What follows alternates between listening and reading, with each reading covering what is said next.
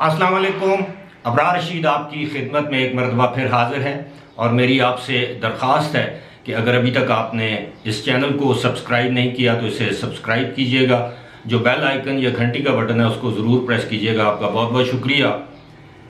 بالآخر مولانا فضل الرحمان پھٹ پڑے. گزشتہ شب ایک جلسہ عام سے خطاب کرتے ہوئے انہوں نے سپریم کورٹ آف پاکستان اور اس کے معزز ججوں کو ایک واضح اور سخت وارننگ دی اور کہا ہے کہ ان کا غصے سے بھرا، جذبات سے بھرا یہ شکوہ ہے اپنے معزز جج صاحبان سے. بڑی عزت اور تکریم کے ساتھ انہوں نے مخاطب کیا سپریم کورٹ آف پاکستان کے ججز کو، چیف جسٹس صاحب کو، اور یہ کہا کہ آپ نے عمران خان کے ایک جلسے میں ایک گفتگو کے بعد ایک از خود نوٹس لیا ہے جس میں یہ موجودہ وزیر اعظم کا استحقاق ہے کہ وہ کس محکمے میں کس افسر کا تقرر کریں یا کس کا تبادلہ کریں. اس پر عدلیہ کا از خود نوٹس لینا یہ ظاہر کرتا ہے کہ عدلیہ اس وقت عمران خان یا پی ٹی آئی کے دباؤ میں یہ فیصلے کر رہی ہے. اور اگر ایک دباؤ کے نتیجے میں، یہ مولانا فضل الرحمان کے بقول کے دباؤ کے نتیجے میں از خود نوٹس لیا گیا ہے تو اس کے نتیجے میں آنے والے فیصلے کا احترام کون کرے گا. انہوں نے یہ بھی کہا کہ اگر آپ عمران خان کے دباؤ میں آ کر اس طرح کے فیصلے کرتے ہیں تو کل اگر میرا یہ ہجوم سپریم کورٹ کے باہر آ گیا تو آپ کیا کریں گے. یہ ایک بڑی سخت وارننگ تھی اور میں سمجھتا ہوں کہ اس وقت سپریم کورٹ کچھ اقدامات کی وجہ سے اپنے کردار کو متنازع بنا رہی ہے. معزز سپریم کورٹ کے معزز جج صاحبان کو چاہیے کہ جس طرح ماضی میں ان کا رویہ غیر جانبدارانہ رہا ہے یا دکھائی دیا ہے اسی رویے کو اپنائیں. حالانکہ ماضی قریب میں ہم دیکھیں تو سپریم کورٹ کا کردار یا رویہ جو ہے وہ اتنا غیر جانبدارانہ نہیں تھا جتنی کہ اس سے معزز عدالت سے توقع کی جا سکتی تھی. اس سے آگے میں ذاتی طور پر کچھ بھی نہیں کہوں گا. ایک واقعہ آپ کی خدمت میں پیش کروں گا. ایبٹ آباد میں میرے عزیز ہیں، سابق سپریم کورٹ کے جج بھی رہے ہیں اور شریعت کورٹ کے، فیڈرل شریعت کورٹ کے چیف جسٹس بھی رہے ہیں، چیف الیکشن کمشنر بھی رہے ہیں. سردار محمد رضا خان میرے ایک انتہائی قریبی عزیز ہیں. ان کی والدہ کا انتقال ہوا. ان کی والدہ کے انتقال پر اس وقت کے چیف جسٹس افتخار محمد چودھری وہاں پر تشریف لائے فاتحہ کے لیے. تو ظاہر ہے اس موقع پر ایک اور ایبٹ آباد سے تعلق رکھنے والے ہی جج تھے، قاضی محمد فاروق، جنہیں یہاں کے لوگ قاضی فاروق پاشا کے نام سے جانتے ہیں.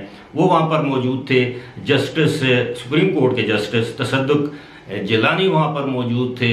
اس کے علاوہ ایک سابق سپریم کورٹ کے چیف جسٹس جن کا تعلق مانسیرا سے تھا، اب ان کا انتقال ہو چکا ہے، اللہ ان کی مغفرت کرے، بشیر جہانگیری صاحب وہاں پر موجود تھے. تو جب یہ سارے جج صاحبان موجودہ اور اس وقت کے موجودہ اور اس وقت کے ریٹائرڈ جج صاحبان وہاں پر موجود تھے، میں خود ادھر ہی موجود تھا، اسی جگہ پہ بیٹھا تھا.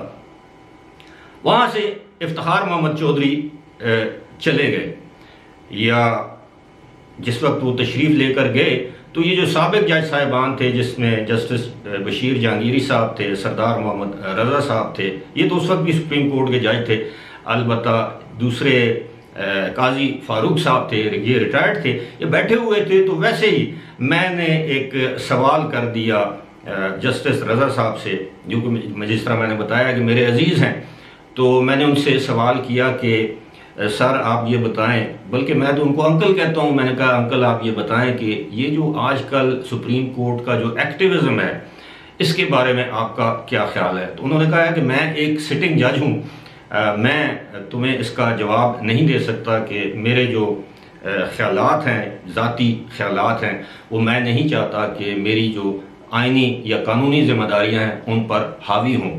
اس پر جو جسٹس قاضی فاروق تھے انہوں نے ان کی طرف اشارہ کیا کہ یہ ہمارے سینئر ہیں، یہ اس کا بہتر جواب دے سکیں گے. تو جسٹس قاضی فاروق اور جسٹس بشیر جہانگیری مرحوم، انہوں نے بڑا زبردست اور دلچسپ ایک مجھے جواب دیا یا ایک سٹیٹمنٹ دی. وہ یہ تھی، انہوں نے کہا کہ جج ہمیشہ ایسے فیصلے کرتا ہے جن کو عوام کی عدالت میں، ایک ججوں کی عدالت ہوتی ہے، ایک عوام کی عدالت ہوتی ہے، جن کو عوام کی عدالت میں احترام کی نگاہ سے دیکھا جائے، ان کی عزت کی جائے، ان کو قبول کیا جائے۔ بعض اوقات یہ ان کا کہنا تھا کہ بعض اوقات جج صاحبان جذبات میں آ کر کچھ ایسے فیصلے کر دیتے ہیں جو کہ عوام کی خوشنودی تو حاصل کر لیتے ہیں، لیکن ساتھ ہی ساتھ وہ آئین یا قانون سے متصادم ہوتے ہیں۔ اسی طرح ان کا یہ کہنا تھا کہ جج کو ہمیشہ وہ فیصلہ دینا چاہیے جس پر وہ عمل درآمد بھی کروا سکے۔ اگر ایک جج اپنے کسی آئینی یا قانونی فیصلے کی روشنی میں اس پر عمل درآمد کروانے میں ناکام ہو جائے تو اس کا مطلب ہے کہ یہ عدلیہ کی ناکامی ہے، اس جج کی ناکامی نہیں ہے۔ یہی ہوا، اگر آپ کو یاد ہو 9 اپریل کی رات کو کہ جب سپریم کورٹ کے فیصلے کی، جو سپریم کورٹ کے مطابق یا ہائی کورٹ کے مطابق جب انہوں نے یہ دیکھا یا محسوس کیا کہ اب ان کے اس فیصلے کی حکم عدولی ہونے والی ہے، تو عدالتیں رات کو 10 ساڑھے 10 بجے کھول دی گئیں تاکہ اس پر اسی وقت کوئی توہین عدالت کی کارروائی کی جا سکے۔ یاد رہے کہ اس دن عمران خان کی حکومت کا آخری دن وہ ثابت ہوا، لیکن اس وقت تک عمران خان وزیر اعظم تھے۔ اور انہی عدالتوں کو کھولنے کے بعد اگر آپ کو یاد ہو تو ایک پرزنرز وین جو ہے وہ پارلیمنٹ کے احاطے میں دیکھی گئی۔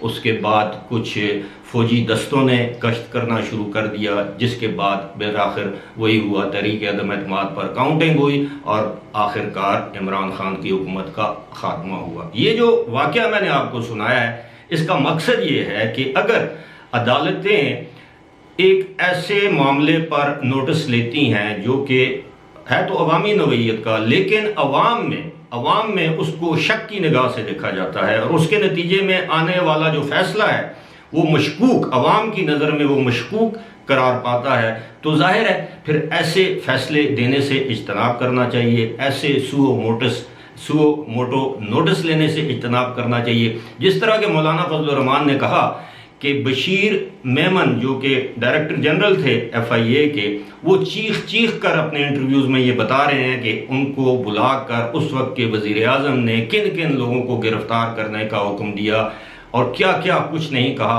اس پر عدالت نے سو موٹو نوٹس نہیں لیا۔ اسی طرح انہوں نے کہا کہ JIT کا ایک شخص تھا جس نے جو ہے وہ نواز شریف کے خلاف فیصلہ دیا اور اس شخص کو انعام کے طور پر ایک اعلیٰ سرکاری عہدہ دیا گیا۔ اسی طرح کی مختلف باتیں جو ہے مولانا فضل الرحمان نے گلے اور شکوے کی صورت میں سپریم کورٹ کے سامنے پیش کی۔ میں یہ سمجھتا ہوں کہ مولانا فضل الرحمان اگر اس معاملے پر ڈٹ کر کھڑے ہو گئے، جیسا کہ بظاہر نظر آ رہا ہے کہ وہ کھڑے ہیں، تو آپ یقین کیجئے کہ یہ ہماری عدلیہ کی تاریخ کے لیے، عدلیہ کے وقار کے لیے کوئی اچھی بات نہیں ہوگی کہ بالآخر وہی عدالتی فیصلے اگر سڑکوں پر ہونا شروع ہو گئے تو اسی کو انارکی کہتے ہیں۔ اور اس وقت پاکستان میں انارکی ایک ایسی چیز ہے، ایک آخری وہ چیز ہوگی جو کہ پاکستان افورڈ کر سکتا ہے۔